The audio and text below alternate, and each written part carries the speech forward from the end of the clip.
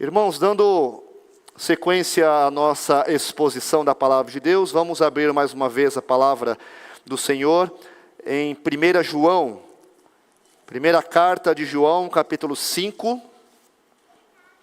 Nós faremos a leitura do verso 2 ao verso 5. Primeira epístola de João, capítulo 5, do verso 2 ao verso 5. Na semana passada nós expusemos a segunda parte do verso 1, que dividimos em duas partes também. E agora nós vamos dar sequência do verso 2 ao verso 5.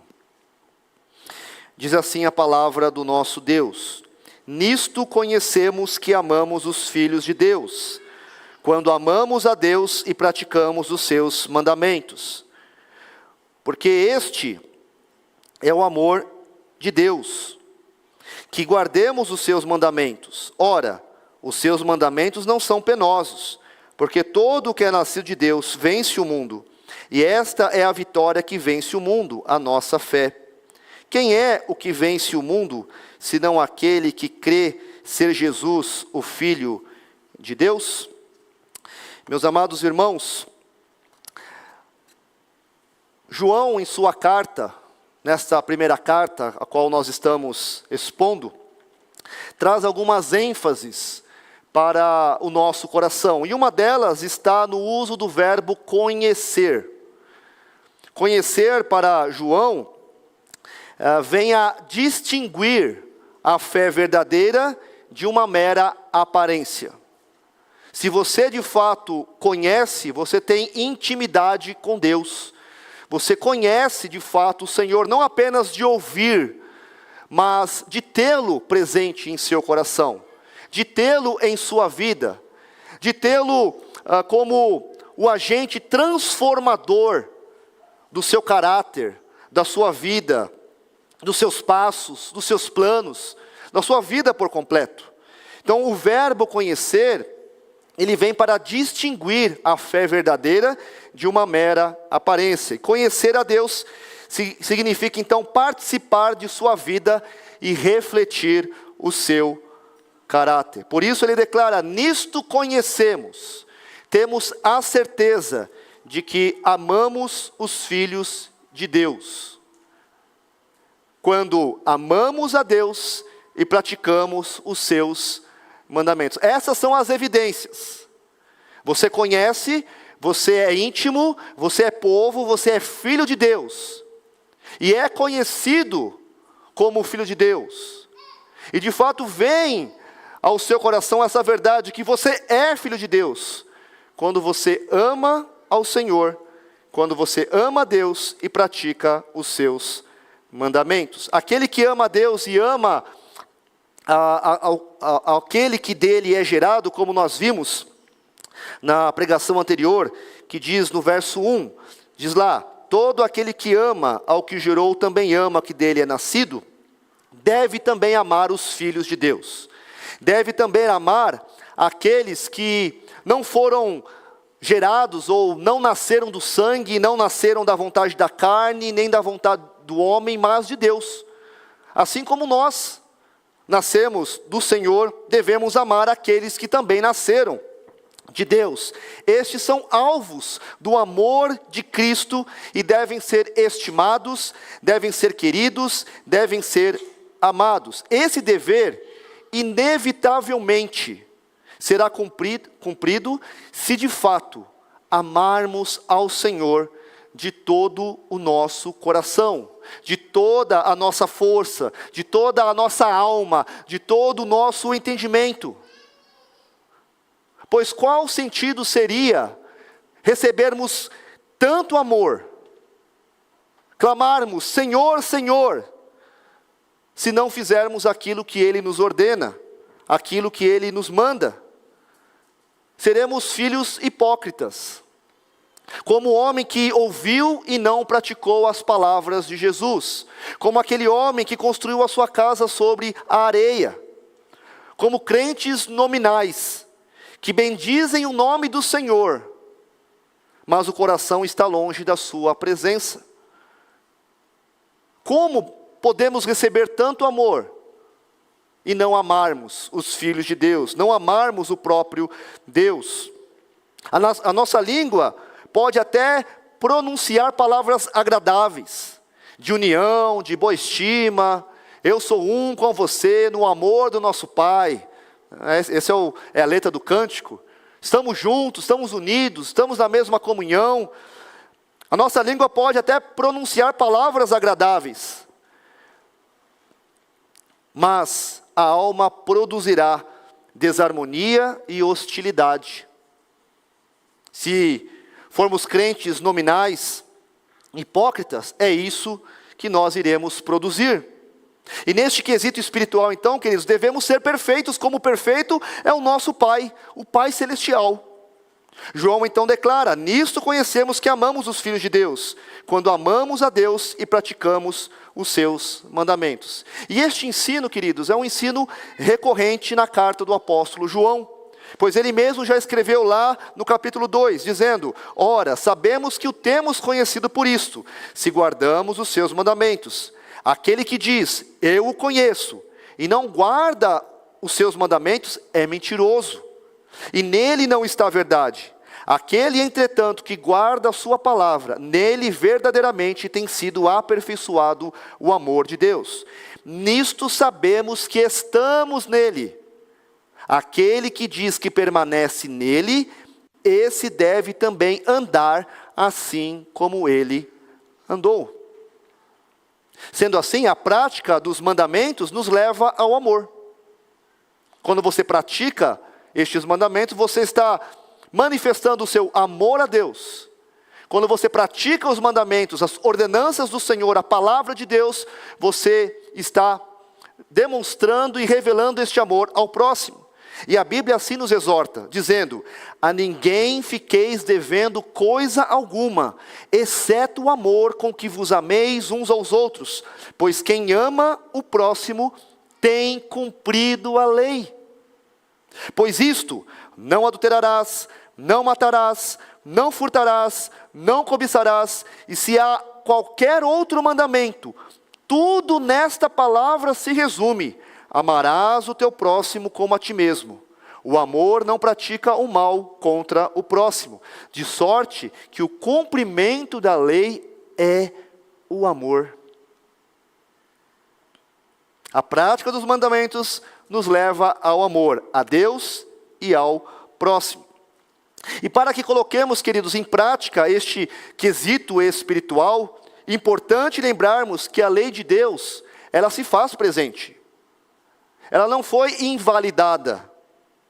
A lei de Deus não é ausência de graça, ou que ela foi invalidada em Cristo.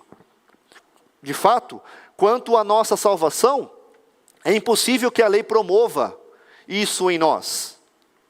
É impossível que a lei promova a redenção em nossos corações, pois para alcançar essa redenção, é necessário perfeição diante da lei. E quem é que pode cumprir com toda a lei? Quem é que consegue alcançar essa perfeição diante da lei do Senhor?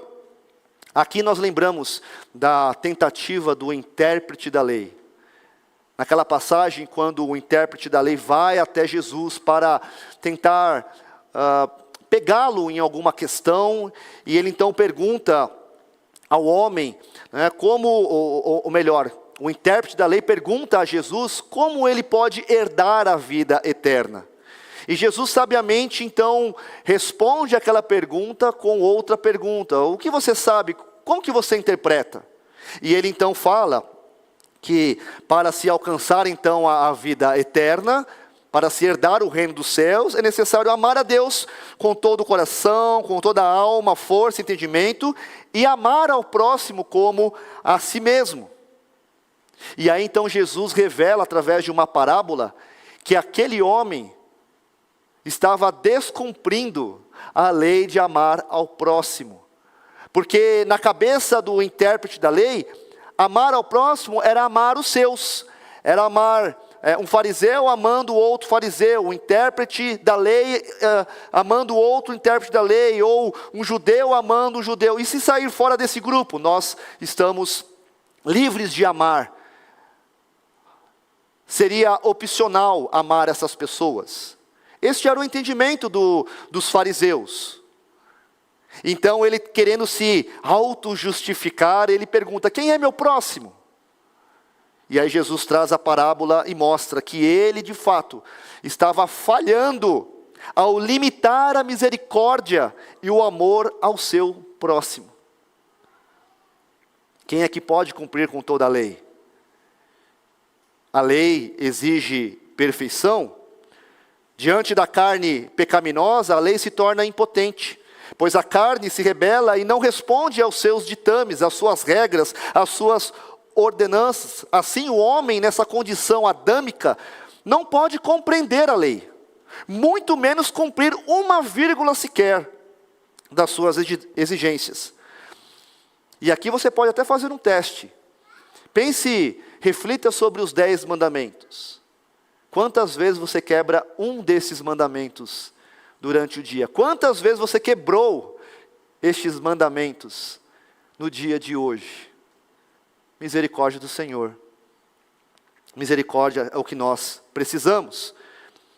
Ninguém pode alcançar a salvação pela lei. A Bíblia nos lembra que qualquer que guarda toda a lei, mas tropeça em um só ponto, se torna culpado de todos, porquanto aquele que disse, não adulterarás, também ordenou, não matarás. Ora, se não adulteras, porém matas, vem a ser transgressor da lei.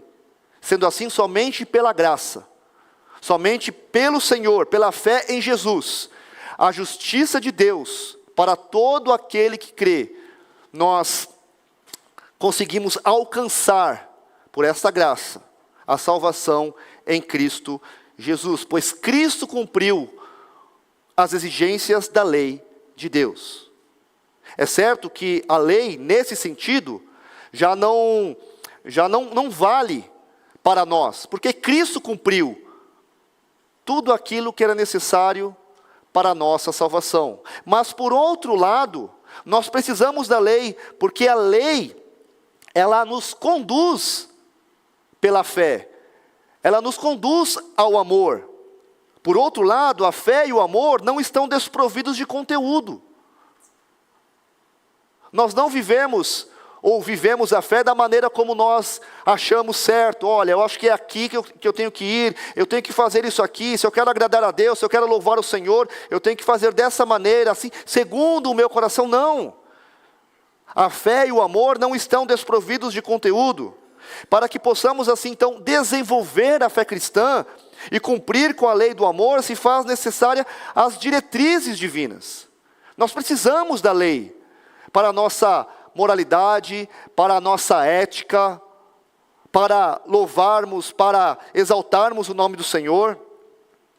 Olhe, por exemplo, o Salmo 119, que exalta a lei de Deus. No Salmo 119, o maior salmo da nossa Bíblia, o Salmo 119 foi escrito na forma de um acróstico, perfeito acróstico.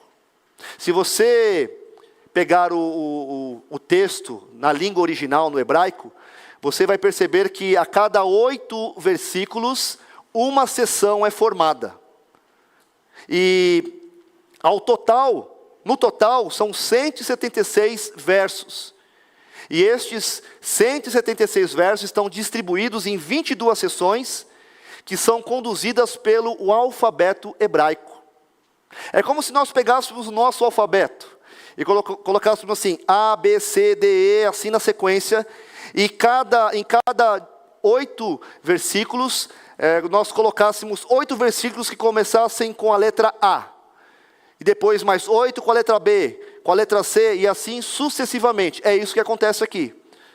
E esse salmo, o Salmo 119, nós encontramos a exaltação da lei de Deus. Ela não foi invalidada no que diz respeito à nossa conduta, à nossa prática de vida, ao exercício da nossa fé, ao exercício do amor. É pela lei de Deus que o nosso coração é conduzido a buscar a presença do Senhor, a desejar a sua vontade e encontrar verdadeiro prazer em tudo aquilo que o Senhor ama. É pela lei de Deus que nós aprendemos a obedecê-lo, a ter reverência na sua presença, a confiar e descansar a nossa alma em atitude de oração e consagração ao Senhor. É pela lei de Deus que nós aprendemos a ter essa total dependência do seu poder. É pela lei de Deus que nós contemplamos o caráter do Senhor, a sua justiça, a sua verdade, a sua bondade, a sua eternidade. A lei de Deus revela a nossa total necessidade diante da graça, pela graça, diante do pecado que tenazmente nos assedia. A Bíblia nos ensina isso, a palavra de Deus nos ensina. A lei de Deus nos aponta e nos fortalece na luta contra o mal e nos conduz à pureza de coração, a fim de não entristecermos o Deus o qual servimos. É pela lei de Deus que somos ensinados a louvar, a engrandecer, compreendendo que o nosso Deus é o Criador e a fonte de toda a vida. Ao mesmo tempo que a lei de Deus nos aponta para Deus, para amarmos ao Senhor com todo o nosso coração, a lei de Deus também aponta para o nosso irmão, para o nosso próximo. Então é pela lei de Deus que nós aprendemos a agir com justiça e retidão no trato com o nosso irmão, com o nosso próximo. É pela lei de Deus que nós aprendemos a rejeitar todo caminho de perversidade, a abrir mão de todo caminho que traz dano, que traz prejuízo ao irmão. A palavra de Deus nos instrui a viver com fidelidade, integridade, a usar a nossa língua com verdade, preservando relações marcadas pela confiança.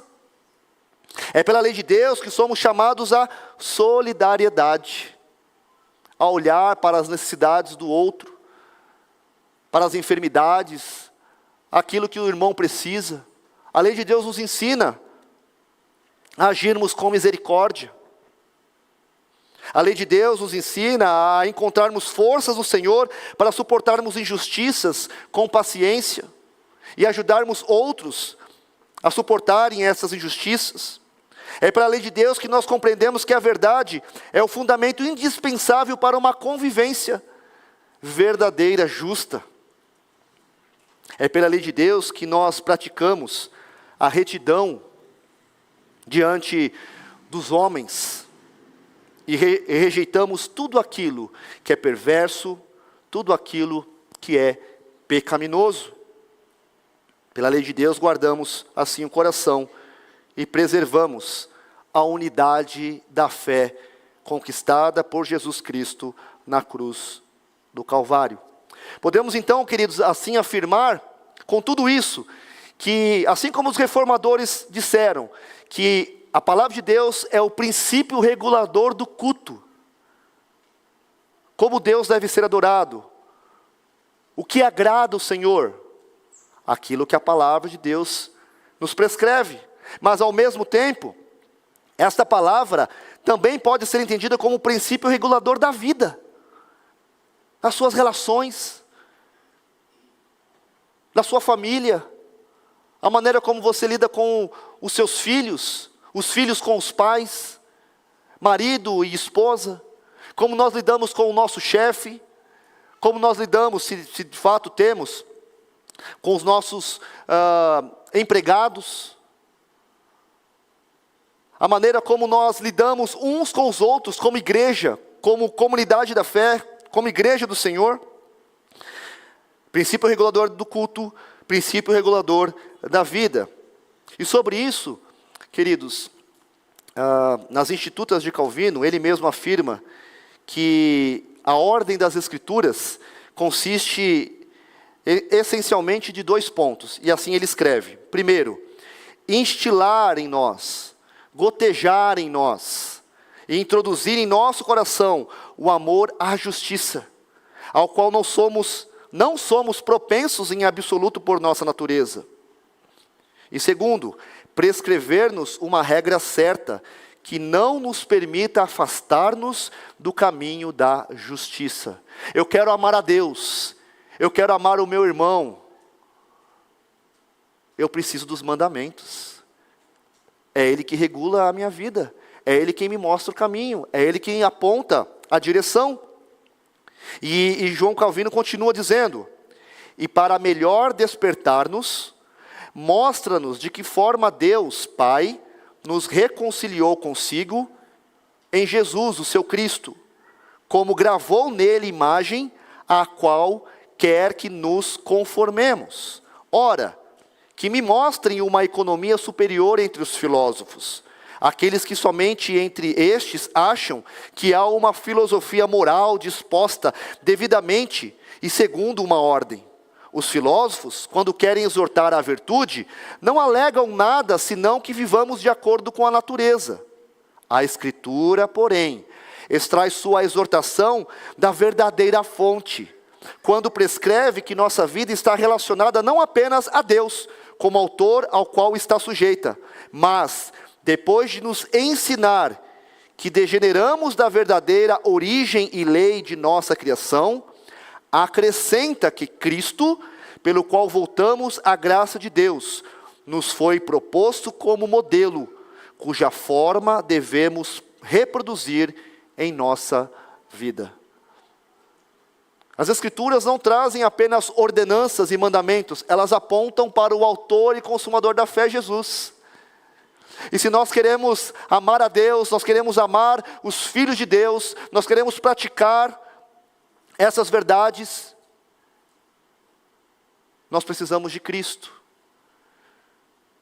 o qual é revelado nos mandamentos, nos profetas, na lei.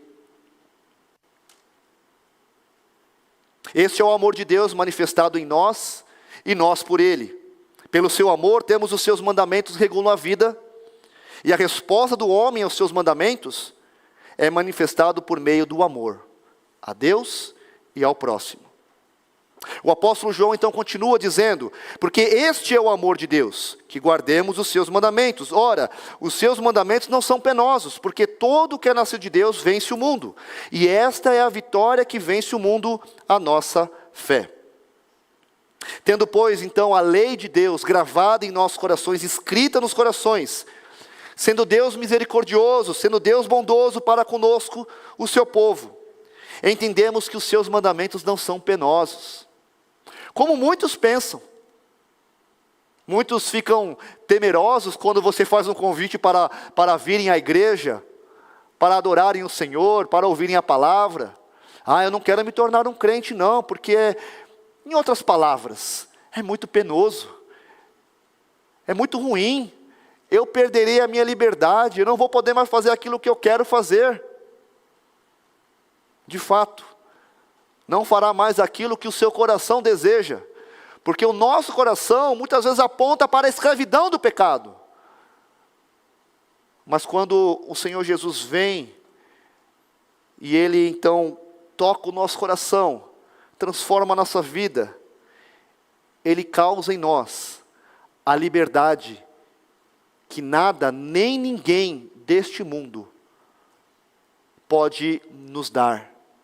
A liberdade de entender os mandamentos, a liberdade de viver os mandamentos, que não são penosos. Agora, o que é mais penoso? Os mandamentos do Senhor? Ou aquilo que os gnósticos apontavam como verdade salvadora, verdade libertadora? Ou quem sabe os fariseus e escribas com as suas inúmeras regras? O que é mais penoso? Os gnósticos apontavam, por exemplo, para a salvação por meio de um conhecimento secreto. Como assim secreto? Este conhecimento era destinado a um grupo seleto, a um grupo pequeno, a um grupo dos escolhidos, dos iniciados. E mesmo estes iniciados, mesmo este grupo seleto, tinha o dever de subir níveis excessivos de saber, para que a alma pudesse se libertar do corpo, que é mau, e voltar para o reino celestial, o reino espiritual de onde saiu. Mas que conhecimento é esse?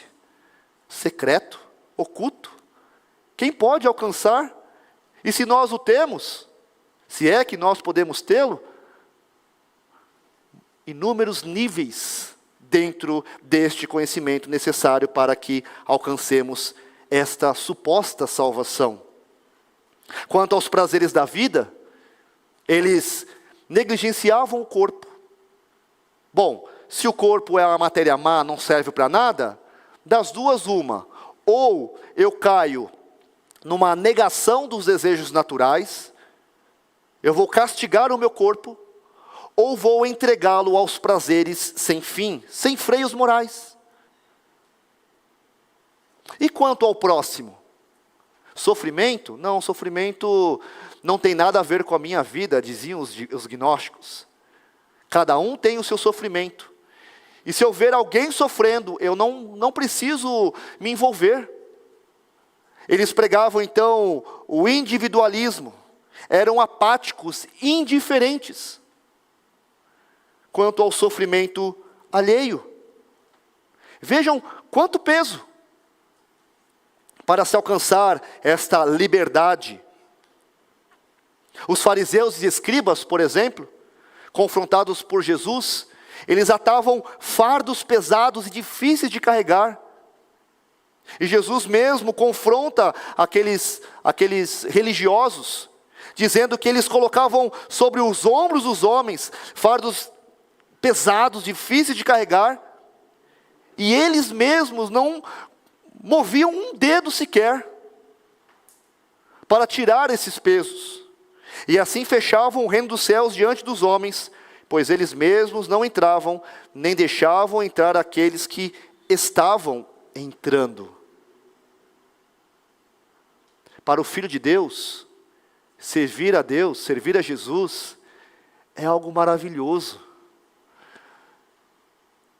É a lei perfeita do Senhor. É algo agradável. Os seus mandamentos não são penosos.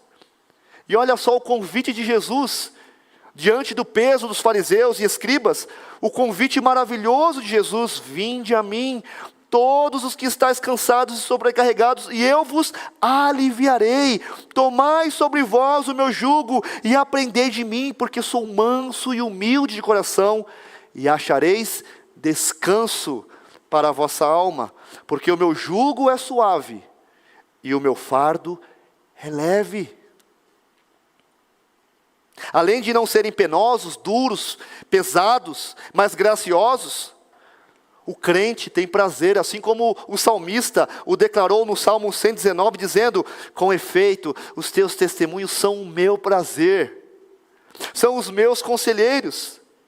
Salmo 119, 47 diz: terei prazer nos teus mandamentos, os quais eu amo. É certo que nós poderíamos aplicar esse conceito a toda a lei, de modo extenso, a todos os preceitos, porém no presente contexto, o apóstolo João está apontando para a seguinte verdade: quão leve e gracioso é crer que Jesus é o Cristo, o Filho de Deus. Quão sereno deve ser o abrir mão do egoísmo, abrir mão para amarmos os filhos de Deus. Isso não é penoso. Muitas vezes achamos, muitas vezes colocamos peso, mas quando olhamos para Cristo e aquilo que Ele fez na cruz por nós, as barreiras caem, são destruídas, e o amor reina, o amor prevalece. É dessa maneira então que vencemos o mundo. E o apóstolo João então continua: ora, os seus mandamentos não são penosos, porque todo o que é nascido de Deus vence o mundo, e esta é a vitória que vence o mundo, a nossa fé.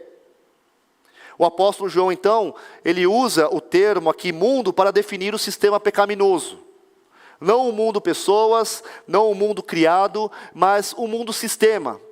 O sistema pecaminoso que rege a humanidade em queda. Nós estamos neste mundo, nós estamos envoltos por ele, mas não pertencemos a ele, não pertencemos ao mundo, não concordamos com as suas regras, muito menos flertamos com as suas práticas. Ao contrário, vencemos o mundo pela nossa fé. Como nós ouvimos, esta fé que vence o mundo, ela não está desprovida de conteúdo, ela não é vazia, está fundamentada na palavra de Deus, a qual nos ensina a respeito do amor de Deus derramado em nossos corações, por meio do seu Filho Jesus. E é por meio da verdadeira fé em Cristo, que vence o mundo, que vencemos também a incredulidade do mundo. Pois pela fé podemos evidenciar a presença do glorioso Criador, colocando em prática os seus mandamentos e mostrando que somos filhos de Deus. Revelamos o ser de Deus, a pessoa de Cristo, a todos aqueles que nos cercam. É por meio da fé que vencemos a indiferença, os medos, as mentiras, as ideologias, as injustiças, a corrupção, a idolatria, a maldade, a perversidade, a violência, as perseguições, a promiscuidade, o ódio. É por meio da fé que manifestamos o amor de Deus àqueles que nos cercam, principalmente aos filhos de Deus. Um outro comentarista sobre este texto, ele diz que nenhum poder maligno neste mundo é capaz de sobrepujar a pessoa que confia em Jesus. Pelo contrário, o crente é vitorioso sobre o mundo porque a sua fé está no Filho de Deus. É certo que nós podemos vencer o mundo, vencemos o mundo pela fé em Cristo Jesus. Diante das mentiras e pecados, diante da dureza dos corações, somos levados a amar os filhos de Deus, a amar o nosso próximo e a manifestar o amor que nós temos pelo Senhor, para que outros também venham a amá-lo. Mas, além disso, enquanto estamos aqui, podemos manifestar os mandamentos, podemos manifestar o ser de Deus, mas também há um sentido escatológico. Os crentes vencem o mundo na certeza de que um dia o Senhor voltará. E neste dia, o juízo de Deus se manifestará e o mal será vencido.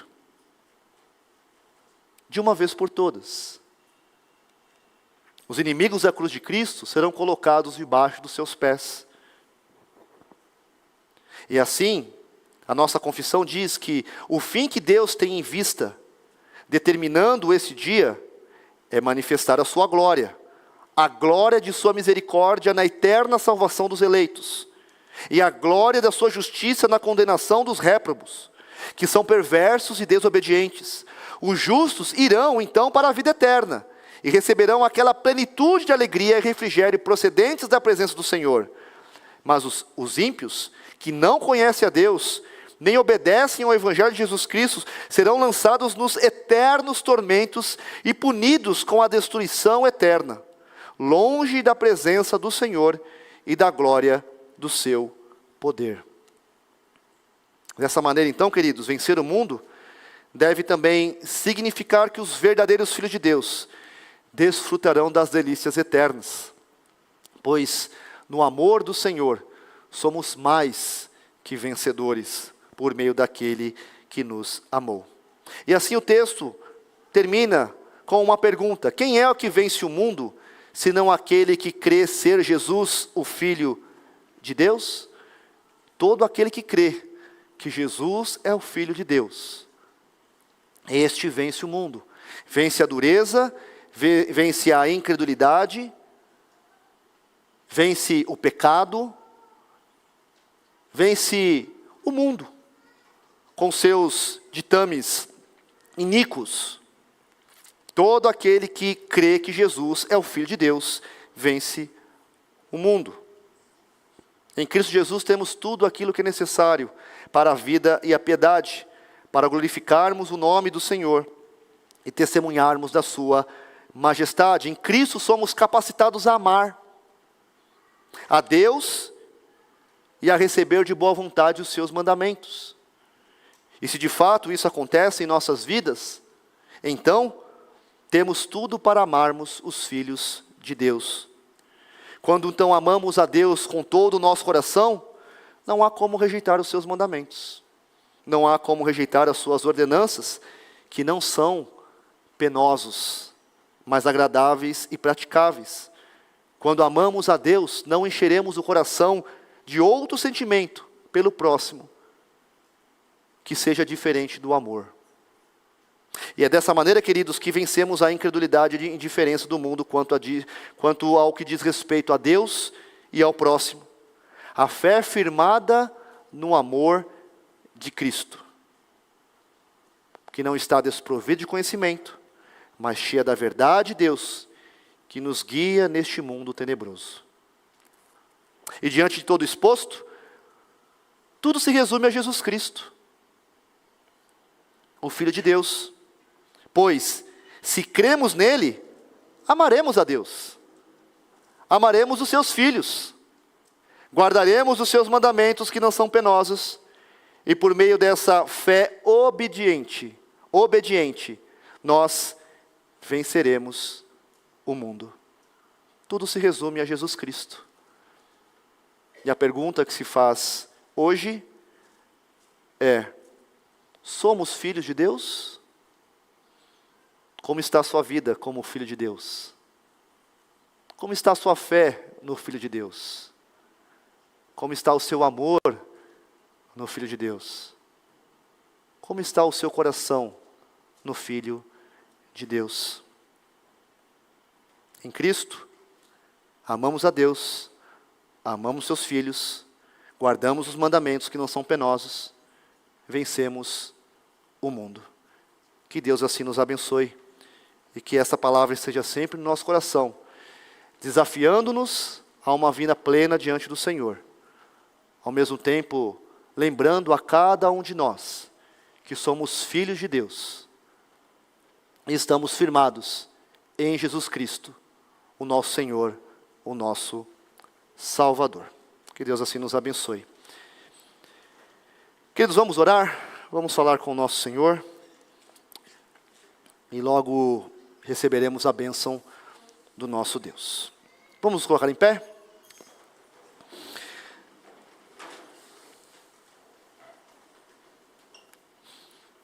Santo Deus, nós ouvimos a sua palavra, ouvimos a sua voz,